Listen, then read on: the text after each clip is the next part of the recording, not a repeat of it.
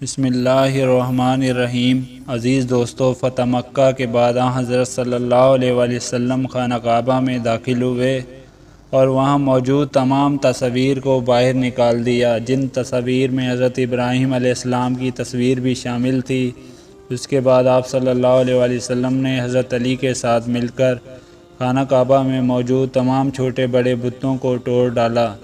آپ بت توڑتے جاتے اور یہ وعد کرتے جاتے، حق آیا اور باطل مٹ گیا، بے شک باطل نے مٹ جانا تھا، یہاں تک کہ خانہ کعبہ کو شرک کی تمام نشانیوں سے پاک کر دیا۔ اس کے بعد آپ صلی اللہ علیہ وآلہ وسلم نے صفا اور مروہ پر موجود دو بت، جن کے نام الصاف اور نائلہ تھے، وہ بھی توڑ ڈالے۔ مگر عزیز دوستو، ایک عجیب بات یہ ہے کہ یہ دونوں بت انسانوں کے ہاتھوں سے تراشے ہوئے نہ تھے، بلکہ یہ دونوں بت دراصل ایک عورت ایک مرد تھے، جو کہ ایک انتہائی غلیظ گناہ کا شکار ہو کر رہتی دنیا تک عبرت کا نشان بن گئے۔ آئیے دور قدیم کی اس عبرتناک تاریخ پر نظر ڈالتے ہیں۔ حضرت ابراہیم علیہ السلام کو جب حکم خداوندی ملا کہ مکے کی طرف جاؤ، تو آپ اپنے بیٹے حضرت اسماعیل اور حضرت ہاجرہ کو ساتھ لے کر روانہ ہوئے۔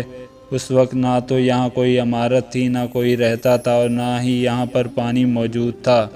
حضرت ابراہیم اپنی بیوی اور اپنے بچوں کو یہیں چھوڑ کر واپس چلے گئے۔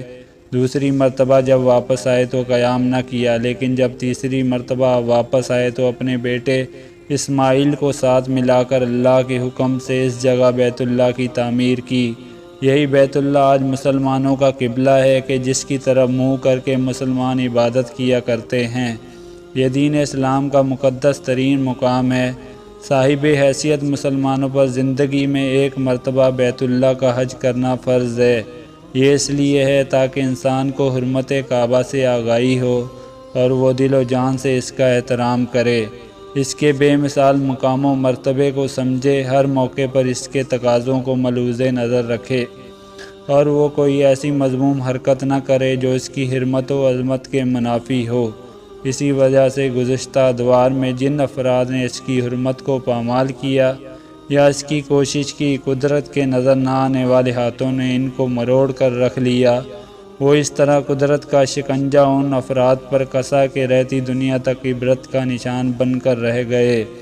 ابراہہ اور اس کے ہاتھیوں کا حشر قرآن میں بھی مذکور ہے۔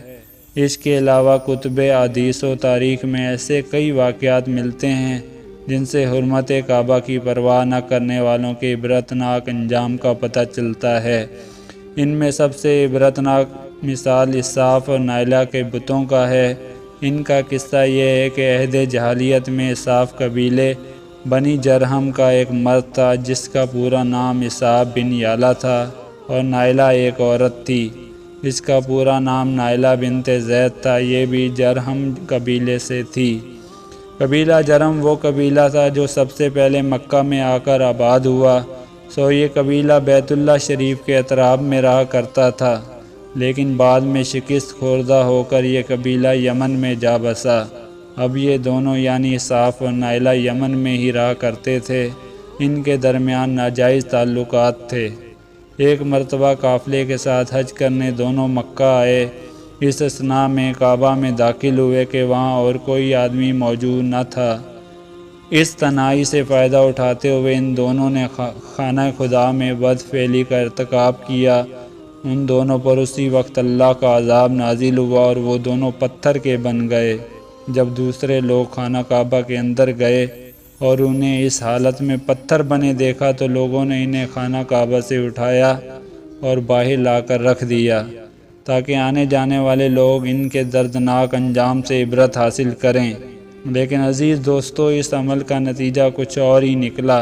مکہ کے لوگوں نے اساف کے بت کو اٹھا کر صفا کے مقام پر رکھ دیا، جبکہ نائلہ کے بت کو مروہ کے مقام پر رکھ دیا، اور ان کی سزا یہ تجویز کی گئی کہ جو بھی شخص صفا و مروہ پر جائے ان دونوں کے ایک ایک جوتا رسید کرے۔